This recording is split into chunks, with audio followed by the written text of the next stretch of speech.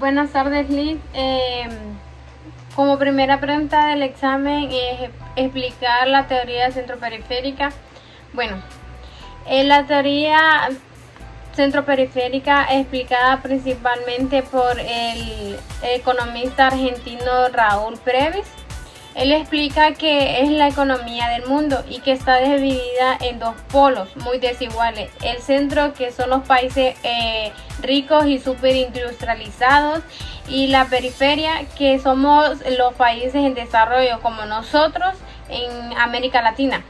El gran problema aquí es el intercambio desigual.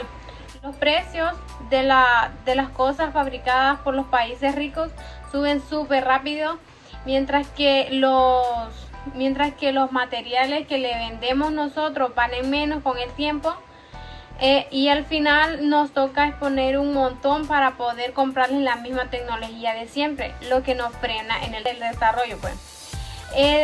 Por ejemplo, si lo miramos así, nosotros le vendemos a ellos un contenedor lleno de café en granos o bananos a un precio bajo, pero después para comprarles solo un tractor o computadoras avanzadas tenemos que venderles muchísimo más contenedores de café que antes, porque la tecnología sube de precio y nuestra materia prima no.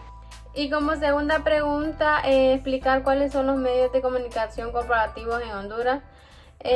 Bueno, los grandes medios de comunicación en nuestro país no son neutrales, sino que operan como poder fáctico, o sea que es un poder oculto que se amarra a los intereses de los políticos y de los empresarios más ricos, que hacen, por ejemplo, muelden la opinión, usando su alcance para decirle a la gente qué pensar y defender a las élites.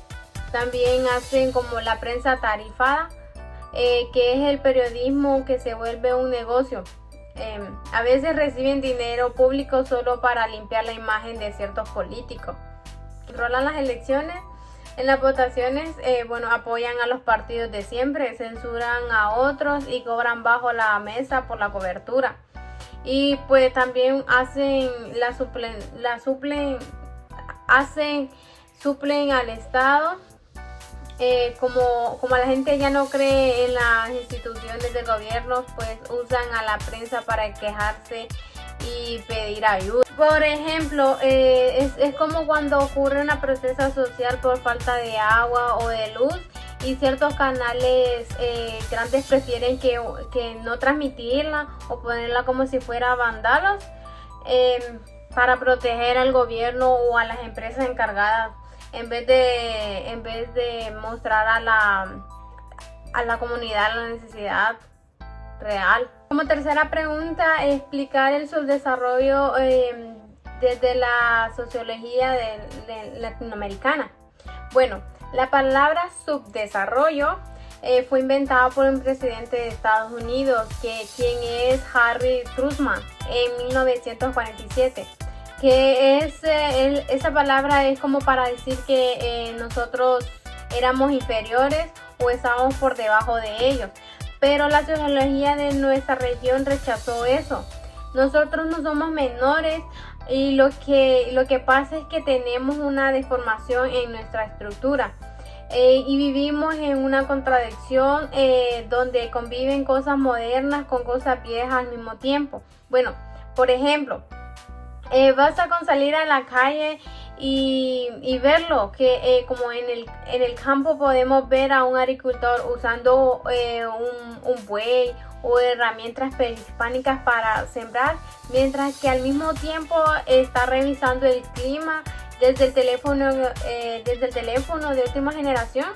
Eso es como coexisten dos realidades totalmente distintas y en el mismo lugar. Como cuarta pregunta, consiste en explicar las políticas neoliberales y cómo se están implementando en Honduras.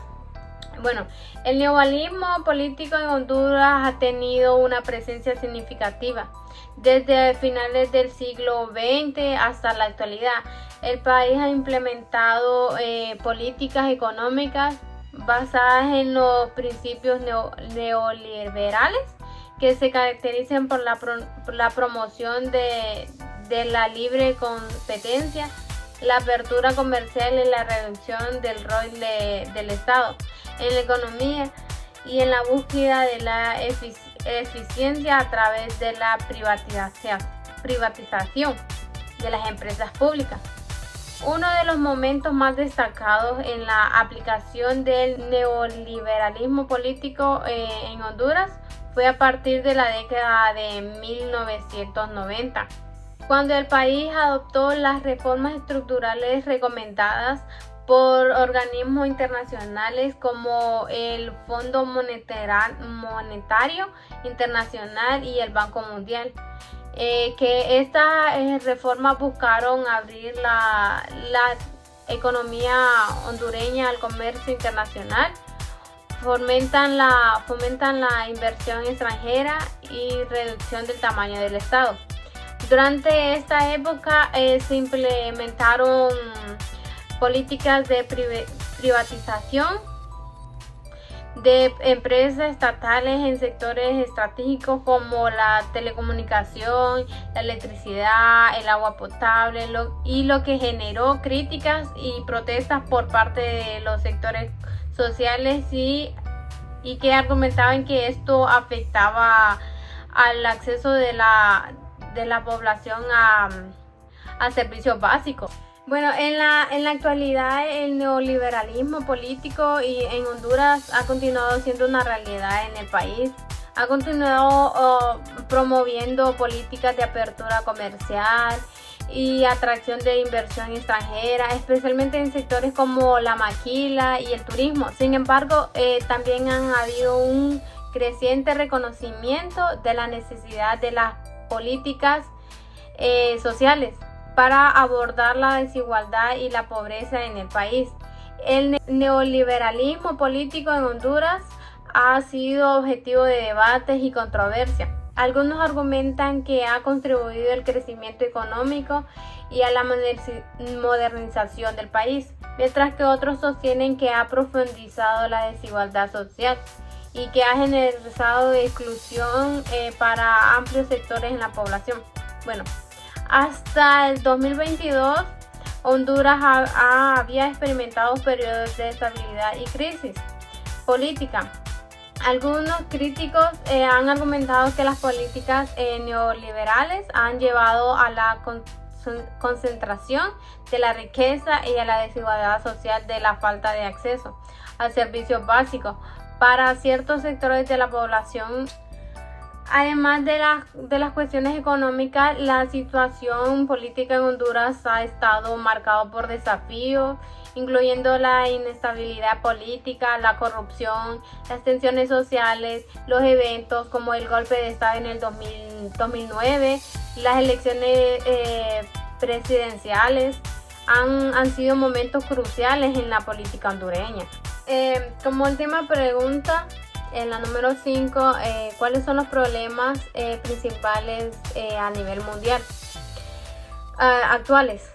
Bueno, hoy en día el mundo vive una procrisis, que significa que hay muchos problemas graves pasando al mismo tiempo y que se empeoran entre sí. Entre los problemas principales está, por ejemplo, el conflictos armados, que son guerras que deshabilitan la economía y dañan el comercio de comidas y energía. Está también la crisis ambiental, que es el cambio climático ya provoca sequías e inundaciones que destruyen todo. Está también el costo de la vida alta. La inflación está ahogando los presupuestos de las familias. Todo está carísimo. Gracias, Lick. Esto es todo.